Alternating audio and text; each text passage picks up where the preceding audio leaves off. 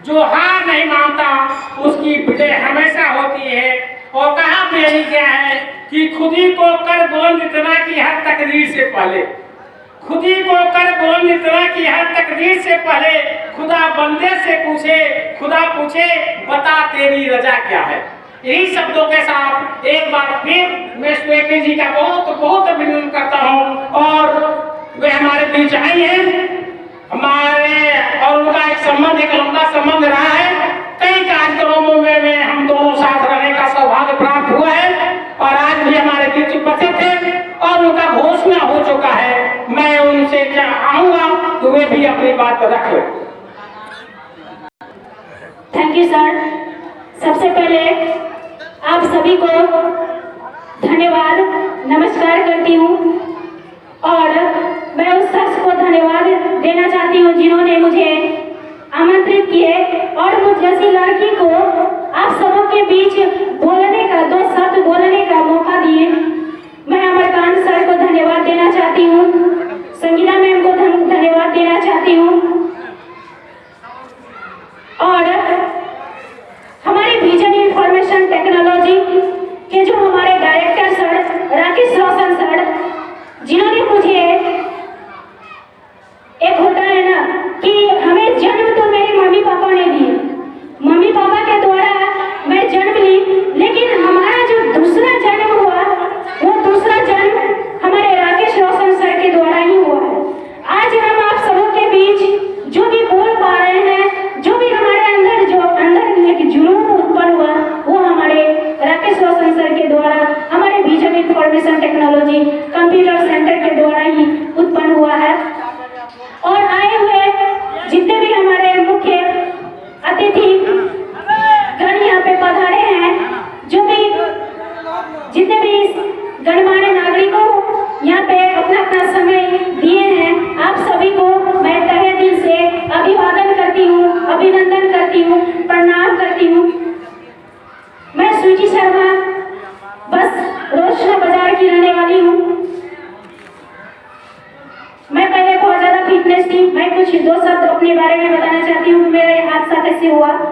मैं बहुत अच्छी थी, चलती फिरती थी, आप लोगों के जैसा भी अपने पैरों पे खड़े होकर एक जगह से दूसरी जगह जा सकती थी। लेकिन कुछ 1-2 साल के बाद कुछ ऐसा घटना हुआ जो मेरी लाइफ का सबसे बड़ा घटना, जो मैं चौकी होता बेड से मैं गिर गई और गिरने के बाद ये मेरा हादसा हो गया। फिर बहुत सारा ट्रीटमेंट हुआ, बहुत सारा इलाज हुआ।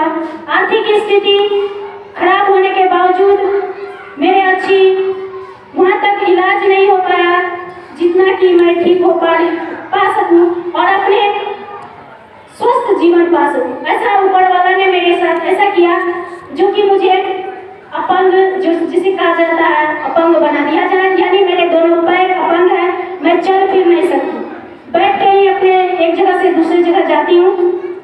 इसी तरह धीरे धीरे मेरा एजुकेशन 2012 में मैं मैट्रिक पास की, उसके बाद साइंस लेके रोशना से ही मैं इंटर पास की। उसके बाद लाभा में मेरा इसी विजन इंफॉर्मेशन टेक्नोलॉजी के द्वारा वहाँ पे कंप्यूटर सेंटर चलाया जाता था। वहाँ पे 1 ईयर का कोर्स करके मैंने वहाँ के डायरेक्टर सर सुमन सर के द्वारा जो है बोले कि सर मुझे ऐसा कोई काम दीजिए जिसे मैं कर सकूँ। लेकिन मैं पहले क्या करती थी, 10th क्लास इंटर में जब पढ़ती थी तो मैं पढ़ाती भी थी बच्चे को पढ़ाने अंदर का एक जुनून था कि मुझे कुछ करना है, आगे समाज को बदलना है। कि मैं जिस स्थिति में हूँ, समाज समझ सकते हैं कि आज के डेट में लड़की होना और ऊपर से अपंग होना, आप सोच सकते हैं कि एक गार्जियन के ऊपर क्या बीती होती, और ऊपर से समाज की 2 बातें सुनना। कभी कभी मेरे गार्जियन को बोलते थे कि लड़की है, बड़ी होके बोझ बन जाएगी, इसे जहर खिला के मार दिया जाए। ऐसा भी कहा गया मेरे गार्जियन को, मेरे मम्मी पापा को, कि बड़ी होगी तो बोझ बन जाएगी। फिर धीरे धीरे मैंने एक इसी तरह स्कूल में पढ़ाने गई थी, जा रही थी। वहाँ के डायरेक्टर सर रोशना के 15 दिन पढ़ाई, उसके बाद वहाँ के डायरेक्टर सर ने मुझे कहा, बहुत अजीब चीज है, कहा कि मैम आपको देख के मेरा स्कूल का बच्चा भाग जाता है, आप जो है ना अब दोबारा मेरे स्कूल में पढ़ाने मत आना।